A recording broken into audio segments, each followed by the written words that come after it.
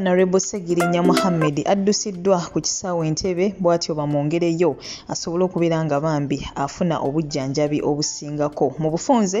embeera yeeyongedde kubeera nga etabuka kati nago n'agasingawo ngenza okubeera nga ate nkutuusako essaawa eno yennyini mukwano gwange naye nga mwasibye mutya mujje baleko gyonna gye mutuusako engalo mbasasirako mmwe mwenna abayita mu bizibu eby'enjawulo mbasanyukirako mmwe abatuuse ku buwanguzi mubakuzizza amazaalibwa olunaku olwaleero mbagaliza amazaalibwa amalungi ag'essanyu so nga ate mwabafiiriddwako abantu bammwe seemyoyo gy'abagenzi Katonda gy'omuze emirembe agiramuze ekisagumye emitima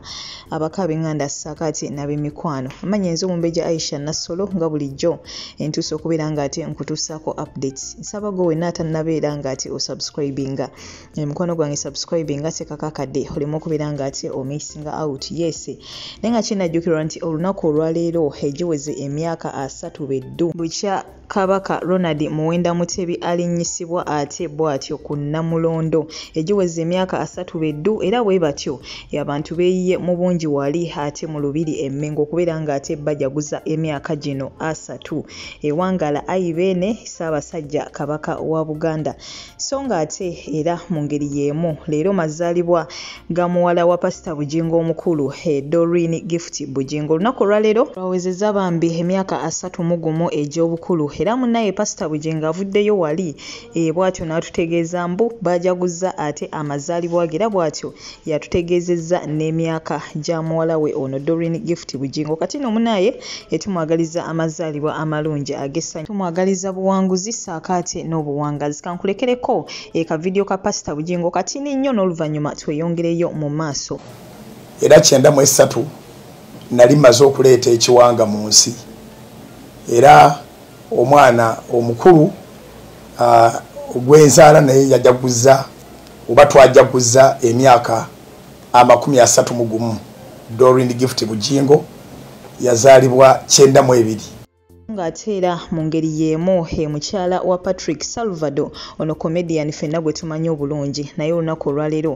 munange mazaalibwa ge emyaka sigimanyi wabula nga kye tumanyi nti olunaku olwaleero omwaka omupya omulala ate munange gwegasse ku myaka gye happy birthday yonna gy'oli tukwagaliza buwanguzi tukwagaliza ssanyu mu bulamu bw'ensi eno mukwano gwaffe so nga ate ebyo tubitadde ku bbali ye tiktoker Yash Poppy ffenna gwe tumanyi obulungi nti munange yagenda Nigeria kyemanyi ndowooza mu wiiki ngaawo ewedde ewetogenda munnange olunaku olwaleero kigambibwa mbu bw'atyo amaliriza diploma ye mu by'okuzannya firimu wali ate mu ggwanga erya Nigeria wabula kinene kyewunyisizza abantu bangi ne bagamba yiyi diploma okugimaliriza oli kimutwalira nnaku bunaku kubanga yakagenda waneeno jjuzi twamulabawo mu interview ng'atugamba nti bamuwadde offer agende ate asomere mu ggwanga lya Nigeria wabula wayiseewo endowooza wiiki ng'emu kati ate kigambibwa mbu bw'ati amaliriza naye nga kyonna kyekiri congratulations Yash Poppy so nga ate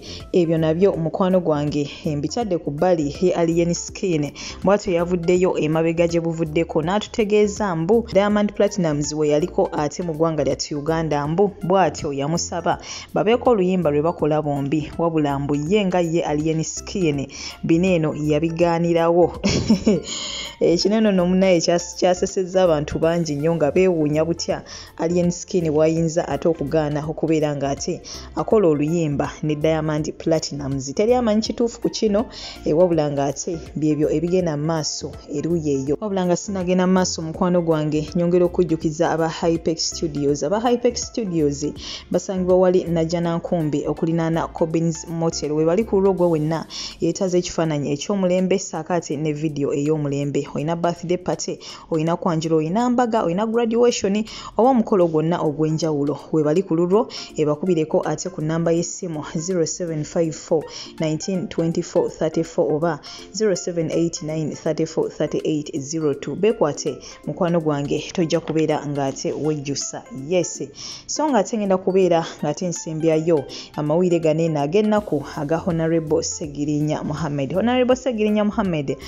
amaze ebbanga bambi ng'obulwadde bumusumbuwa mbu era we batyo abasawo bavaayo ne batutegeeza mbu ekibumba kye n'amawugwe ssaakaate n'akataago byayonooneka dda. Kati nno munnange olunaku olwaleero embeera bw'etyo yeeyongedde okubeera ng'ate esajjuka era bw'atyo n'addusibwa ku kisaawe Entebbe basobole okubeera ng'ate bamwongerayo wali mu ggwanga erya Germany bambi afune ku bujjanjabi obusingako awo. Awerekeddwako maama we era nga bambi tusaba asobole okubeera ng'ate bambi asuuka addemu aweereze ate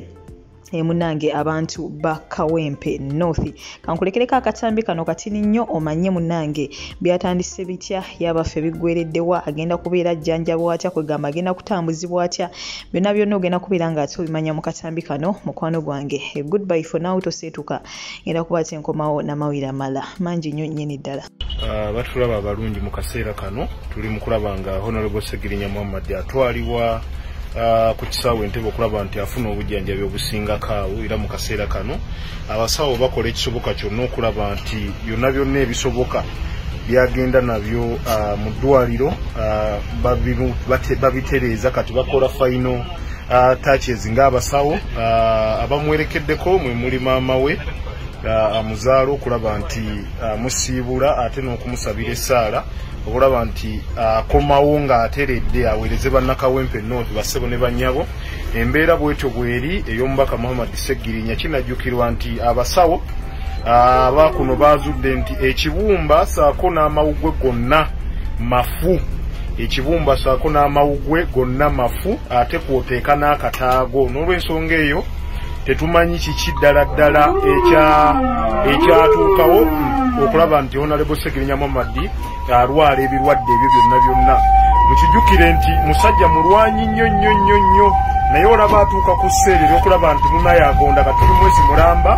omubaka Muhammad Segirinya embeera ye nga talabika wonna wonna kawe mawulire. Musajja wa mawulire nnyo era musajja alwanirira nnyo eddembe ly'obuntu. Olaba ne teyeetaba mu kuziika mulwanyi munne Hussein Kyanjo ate saako n'emikolo gino egyaleero egya Kabaka. N'olw'ensonga eyo yonna gy'oli tusabire omubaka Muhammad Segirinya bwe twogerera ssaawa zino tuli mu kwolekera ku kisaawe Entebbe bassebo ne bannyabo. Embeera bwetyo bweri nja kuba nkomawo okubeera nti mbawa updates zonna ezinaaba zigenze mu maaso nga tutuuse ku kisaawe Entebbe naye embeera yo yeeyo.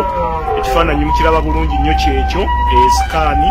okuva Emmengo omusawo mumulaba maama mumulaba yenna waali